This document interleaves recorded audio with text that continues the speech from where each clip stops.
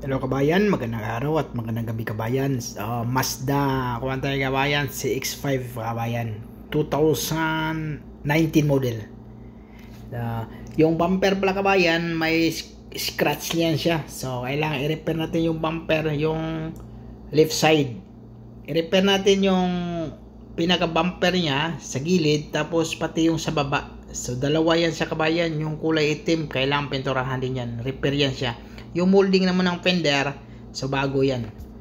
Yan, tinatanggal ko na yung kabayan. Pag Mazda kabayan, yung pangbaba, may clips din siya at utso. Gagamitin natin ng utso na, yung sakit na utso.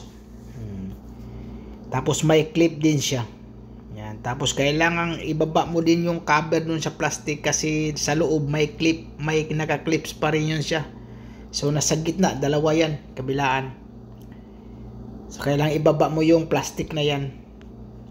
Kasi pag matanggal mo na yung bumper kabayan, tapos sa baba, hindi mo pa matanggal, mahirapan ka. Mas maganda yung clear na yung sa baba lahat, yung mga clips na yan, tanggal na lahat para pag tanggal mo sa taas, diretso sa gilid, diretso na lahat. Kasi medyo mahirapan ka pag may naiwan na clips doon.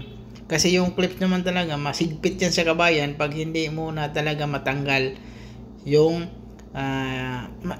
magandang setting sa pagkatanggal.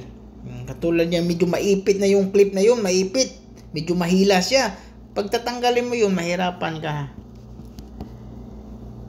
Kasi yung clips sa mga sakyan, hindi basta-basta din yan siya. Kasi yung iba nga puro clip lang yan. Katulad ng Subaru, puro clip lang yan sa baba. Pati yung dugtungan ng fender saka yung sa bumper, clip lang yan siya.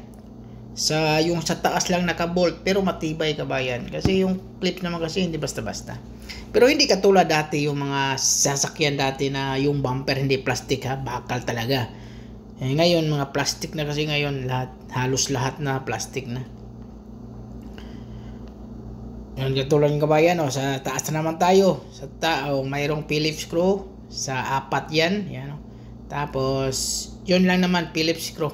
Saka mga clips lang din. Yan, tanggal na siya kabayan Yan hilahin mo lang. Tanggal na siya. Mayroon batang naiwan yan nga clips wala na. Tinitingnan natin. Baka mayroon naiwan. Kasi pag mayroong naiwan tapos naitumba mo na yung bumper, mahirapan ka na yung kabayan.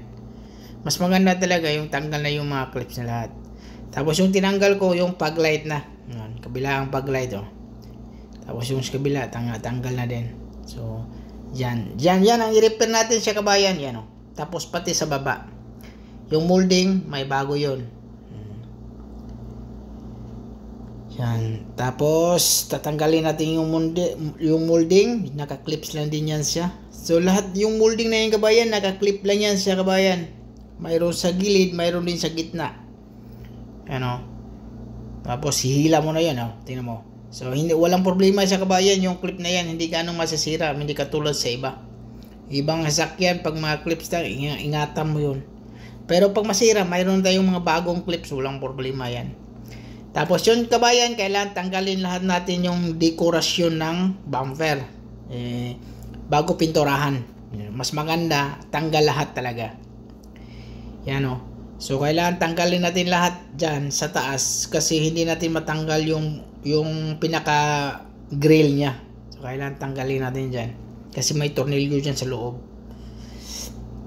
Yan kabayan So, ganon lang. So, kailangan tanggalin. Pati yung sa baba na itim, yung sinasabi kong kulay itim, i-repair din natin yan kasi may sagi din siya.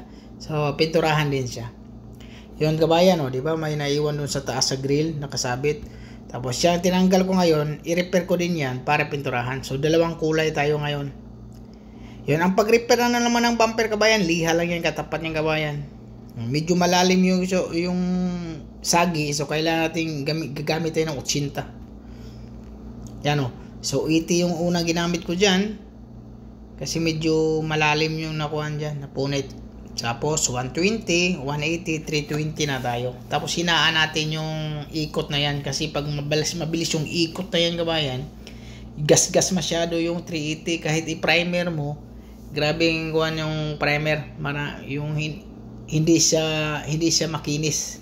So pero pwede gagamit ka ng 500 o 400, 500. Tapos primer na. Tapos sa yung itim naman kabayan, 180 lang ginamit ko dyan, 180, 320 na. Tapos sabay primer na tayo dyan.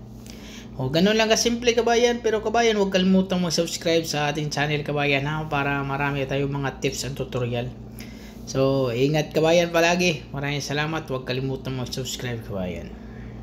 Yan kabayan, kinabit na namin. So kailangan mayroon tayong kukuha tayo ng tulong kabayan para hindi masagi yung bumper sa fender. Baka magasgas. Bagong pintura, delikado na naman, baklasin naman lahat, pinturahan naman ulit. So kailangan pag medyo mahirapan ka, dalawa kayo magkapit para siguradong hindi magasgas yung pintura. Kasi mahirap mag-assemble. Katulad niyang Mazda na yan, maraming tornilyo yan kabayan na Phillips screw. Maraming tornilyo sa grill. Matindi yan. So ganun lang. Tapos ibalik natin yung clips. Tapos siguro natin yung fog light. I-check natin yung fog light lahat bago natin ipunta doon sa car wash para siguradong gumagana lahat. So dito tayo nag-repair kabayan ha. Yan, bago yan. So okay. So wag natin kalimutan ilagay natin yung bolt dito. Okay. So yun lang, repair natin to. Dito, pininturahan to, dalawang pintura to, yung itim sa kaputi. Ito. Okay na yan.